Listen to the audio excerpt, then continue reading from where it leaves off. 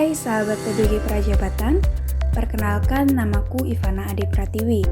Aku adalah mahasiswi PBG Prajabatan gelombang 1 tahun 2023 di Universitas Negeri Malang. Di sini, aku akan menjelaskan terkait penerapan pembelajaran scaffolding pada ZPD untuk memenuhi tugas ujian akhir semester mata kuliah Perspektif Sosiokultural dalam Pendidikan Indonesia. Simak baik-baik ya. Pada kesempatan kali ini, aku akan menjelaskan tentang penerapan scaffolding pada Zone of Proximal Development atau biasa disebut dengan ZPD dalam pembelajaran PPKN. Sebenarnya, ZPD itu apa sih? Jadi, ZPD adalah jarak antara tingkat perkembangan aktual dan tingkat perkembangan potensial peserta didik. Tingkat perkembangan aktual adalah kemampuan yang telah dimiliki oleh peserta didik. Sedangkan tingkat perkembangan potensial adalah kemampuan yang dapat dicapai oleh peserta didik dengan bantuan orang lain. Sehingga, untuk memaksimalkan ZPD tersebut, seorang guru butuh yang namanya scaffolding. Nah, apa itu scaffolding?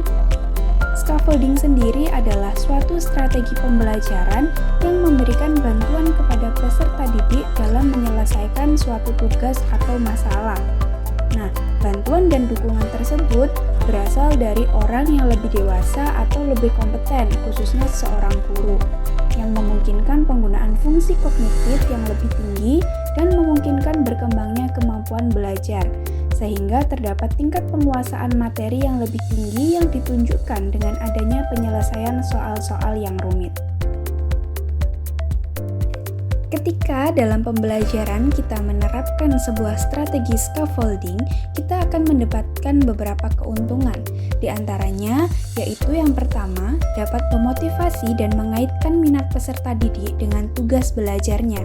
Dan yang kedua, menyederhanakan tugas belajar sehingga bisa lebih terkelola dan bisa dicapai oleh peserta didik. Yang ketiga, dapat memberi petunjuk untuk membantu anak berfokus pada pencapaian tujuan pembelajaran. Yang keempat, menunjukkan perbedaan antara pekerjaan anak dan solusi standar atau yang diharapkan. Dan yang terakhir, dapat mengurangi frustasi atau resiko dalam pembelajaran. Selanjutnya, aku akan menjelaskan penerapan scaffolding pada Zone of Proximal Development dalam pembelajaran PPKN dengan mengambil studi deskriptif kualitatif kelas 9A SMP Negeri 2 Pakis. Pada kesempatan kali ini, aku menggunakan model pembelajaran inquiry learning dengan metode pembelajaran cooperative learning pada materi pembelajaran bentuk dan prinsip kedaulatan negara Republik Indonesia. Tahap-tahap pembelajaran scaffolding pada Zone of Proximal Development. Yang pertama, guru menyapa peserta didik. Yang kedua, guru menetapkan fokus belajar. Yang ketiga, guru mengecek hasil belajar sebelumnya untuk menentukan Zone of Proximal Development-nya. Misalnya, guru memberikan prior learning mengenai pengertian kedaulatan. Guru membagi kelompok berdasarkan level perkembangan awal yang dimiliki peserta didik yang diketahui dari hasil pengecekan sebelumnya. Yang kelima, guru menjabarkan tugas-tugas, misalnya menjelaskan bentuk dan prinsip kedaulatan negara Republik Indonesia. Yang keenam, guru menyajikan tugas belajar secara berjenjang dengan tahap memberikan penjelasan, peringatan, dorongan, serta penguraian masalah ke dalam langkah pemecahannya. Misalnya, guru menjelaskan teori-teori kedaulatan.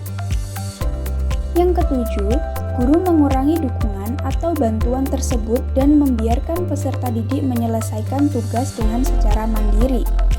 Yang kedelapan, guru mengarahkan peserta didik dengan ZPD tinggi untuk membantu teman yang memiliki ZPD rendah.